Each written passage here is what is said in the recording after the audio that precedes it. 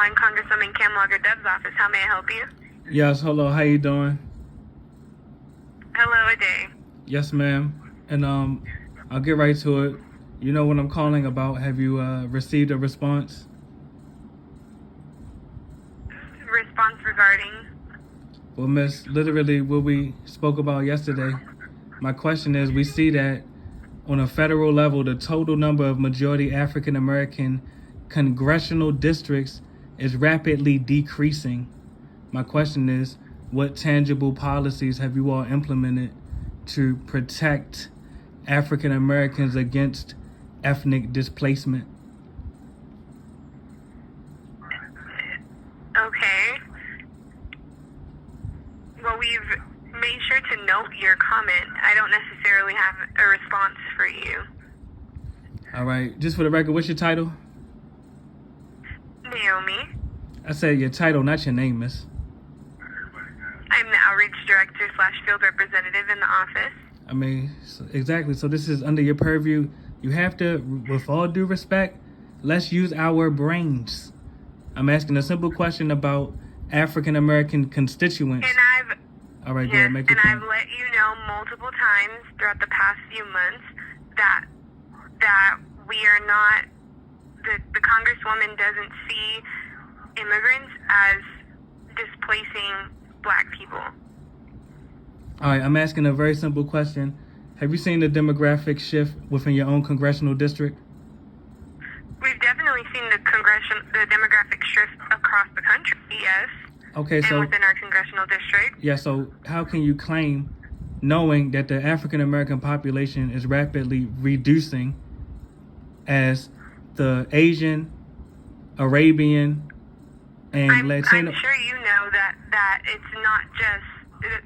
I think the claim that you're making that immigration is causing that is a fallacy, and I think that there's a lot of evidence and research that supports that things like maybe homelessness, affordable housing, the lack thereof, is also driving that. The lack of access to good-paying jobs, infrastructure in the city, like to make that scapegoat is just not one that the Congresswoman is going to make.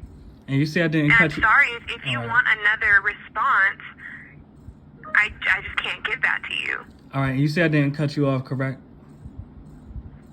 Sorry, what? You see, I did not cut you off, correct? Yeah, I appreciate that. All right, can I respond, please? Yes, please do. I'm asking a very simple question. Don't you realize that each housing unit, and you actually literally proved my point, you beat me to the punch. Don't you realize that each housing unit and each employment opportunity that goes to an immigrant could have went to a U.S. citizen, particularly an African American that's qualified and homeless? One more time. All right, and we're speaking English, miss.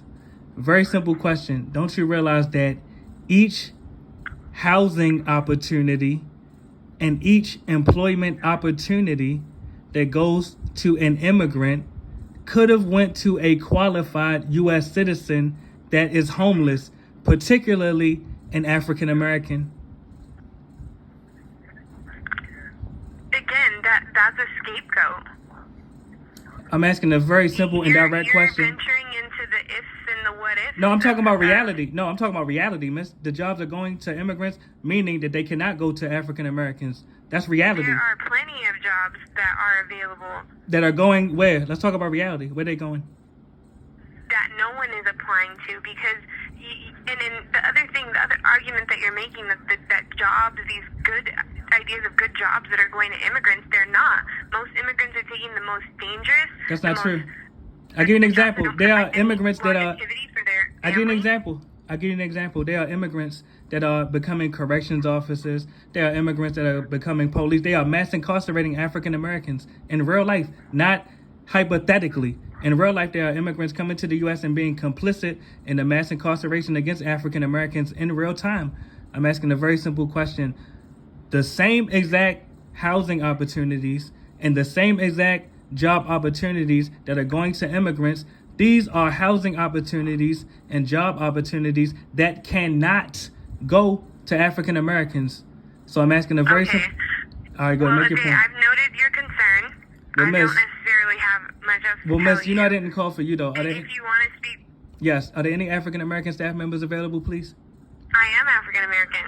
So why are you, with all due respect, why are you cheerleading about giving resources from your own community, your own tax revenue to foreigners that when you go to their country, you cannot go there illegally. And when you get there, they definitely don't have DACA rights for you. They definitely do not have foreign aid for you. Why do you support giving your tax revenue to foreigners that don't reciprocate what you give them?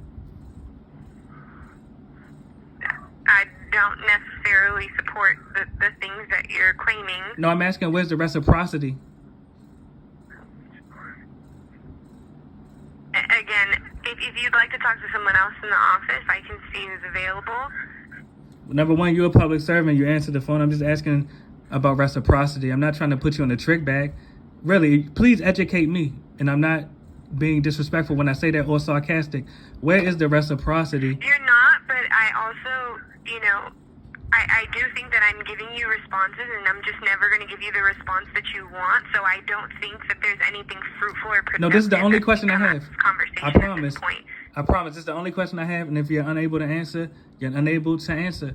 Where is the reciprocity in us as African Americans, descendants of United States slaves, allocating our tax revenue to foreigners that do not reciprocate the tax revenue or the pathway to citizenships or the sanctuary cities that we grant them? Where's the reciprocity?